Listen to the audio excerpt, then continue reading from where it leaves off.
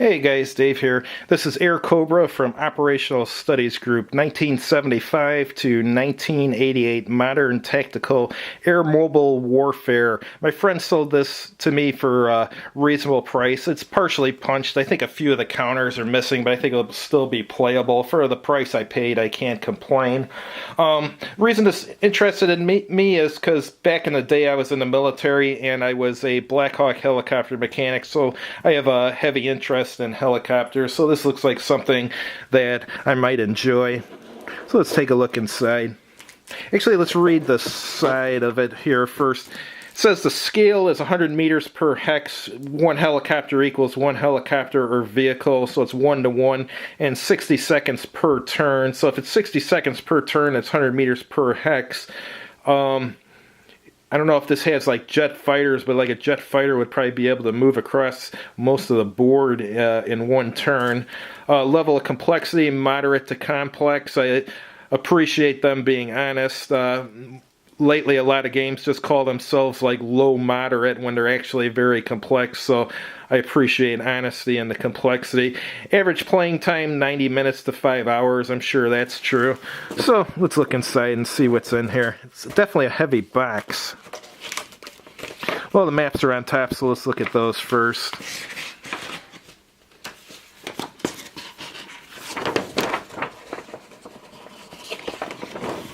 So it looks like this is map A. Let me zoom out a little bit.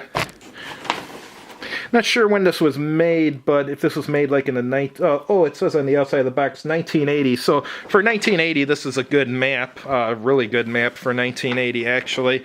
Looks fairly good. All the major terrain features are displayed here. So let's take a look at the other map too.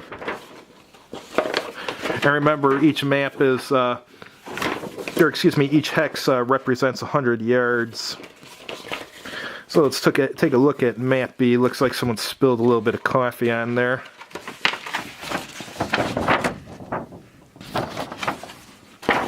There's no charts on the map, but maps look perfectly functional and so forth.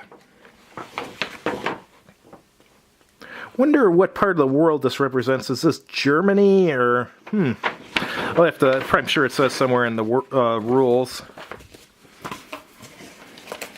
Let's get down to this display folder. What you want to see is the rules folder. Rules folder is 28 pages. Last few pages are charts. Let's take a quick look through it. Starts off talking about. Let me move this box out of the way. It's cramping my style.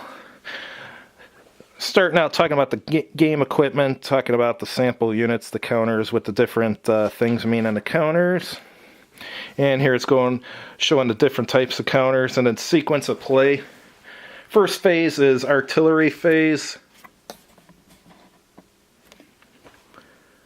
It's the impact removal segment. The impact markers of all artillery missions not plotted to continue in the game turn are removed from the map.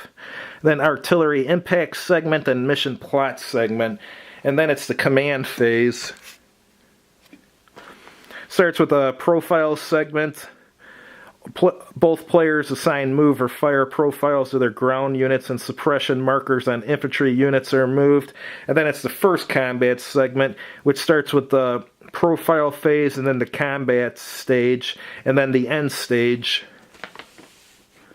And then it goes to combat segment 2 through 6. So I guess there's 6 combat segments per turn. That's interesting. And then it goes to second combat phase, where you repeat all this. So there's actually 12 combat segments in an entire turn, and then a record phase.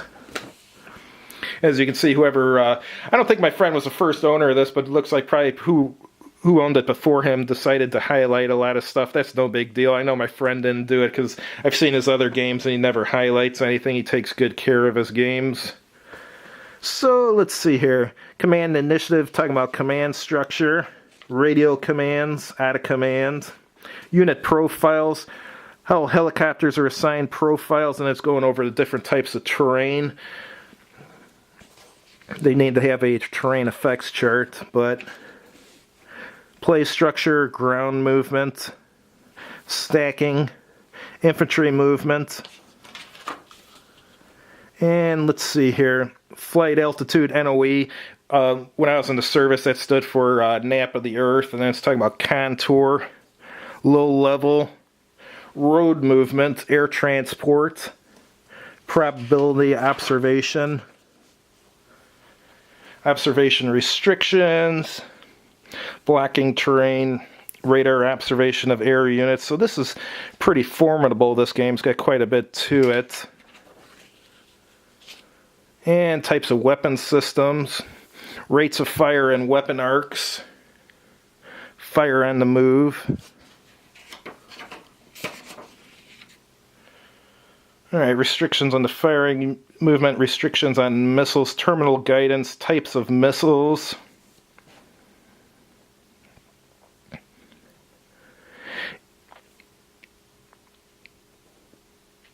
Evasive maneuver and missile dodge. If this is related to helicopters, there's one thing you need to know about helicopters. Helicopters have one of two types of main rotor heads, a semi-rigid rotor head or a rigid rotor head. A lot of the cheapo helicopters like Hueys and Huey Cobras, Robinson helicopters, they have semi-rigid main rotor heads.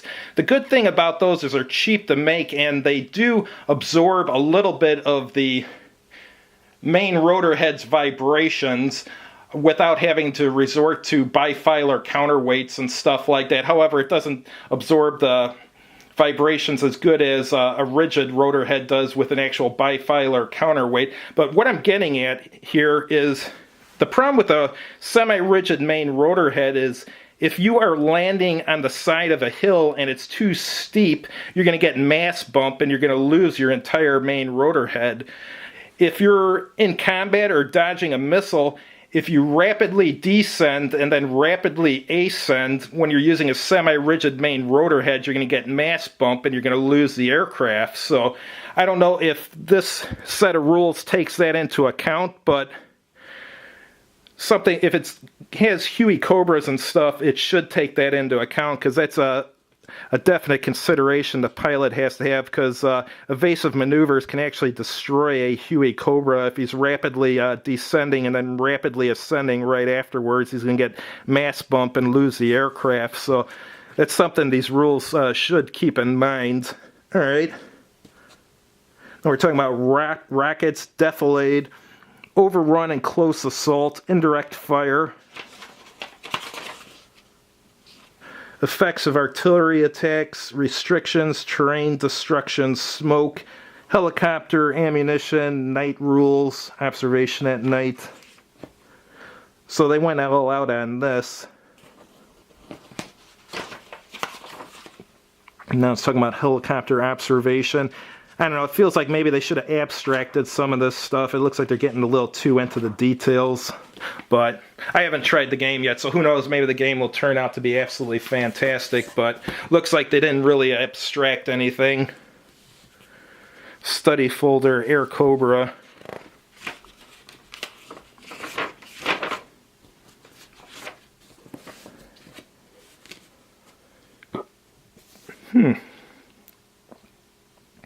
It's got some statistics for anti-tank guided missiles, helicopter mounted weapon systems, armored vehicle data, small arms data.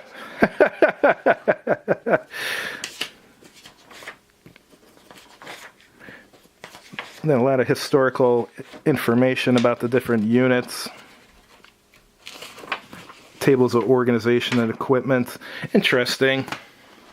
Here's another display folder. This one's Air Cobra. Contains data sheets, organization displays, sighting, and gunnery sheets. Alright, this looks like it's falling apart. Chinook. Huey, yeah, that's got a semi-rigid main rotor head. That's a problem. That's why you don't see anyone doing loops and Hueys. AH-64 Apache, that has a rigid main rotor head. You can fly the shit out of this aircraft and you'll never get mass bump. AH-1, that one you have to worry about mass bump too. Loach. That's actually a good aircraft.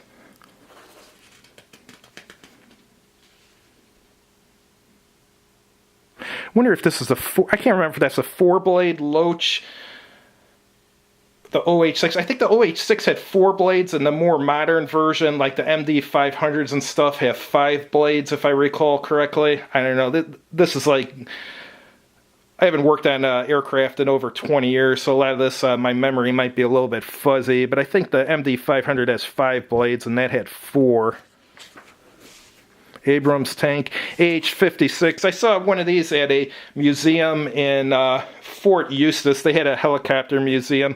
This never really entered service. They just created a few prototypes, but it was really fast because it had a propeller in the back and it had some advanced weapon systems and so forth. But the story I was told was the avionics were so advanced at the time that in order for them to be maintained, you would need someone basically at the time with like a master's degree in electrical engineering to do it. So, I mean, kids straight out of high school wouldn't have been able to maintain the avionics on this aircraft, so that's why it was never adopted. That's the rumor I was told in the military. A lot of rumors in the military turn out to be wrong, though, but that's what I was told. Alright, M60 main battle tanks. BMPs, these look like these probably came out of the display folder. PT-76, that's what the Vietnamese attacked, what was that name of that? Long Vây in Vietnam, that special forces camp. They attacked with, I don't know, a dozen of these or something like that. Read the book called The Night of the Silver Stars. It talks all about that battle. Very nice book. Heinz, that's an excellent aircraft. Oh, and now we got scenarios here. And that's good. Give it some replayability. If you have this much rules, it better have a lot of replayability, because if you're going to devote the time to learn this game, you want to be able to play it for many times. Alright, we got some stuff in here. I don't know what this stuff is. Someone must have left this in here. So it looks like this sheet's partially punched. This has got SAMs on it, helicopters, infantry, some armored vehicles. More armored vehicles and helicopters and anti-tank guided missiles.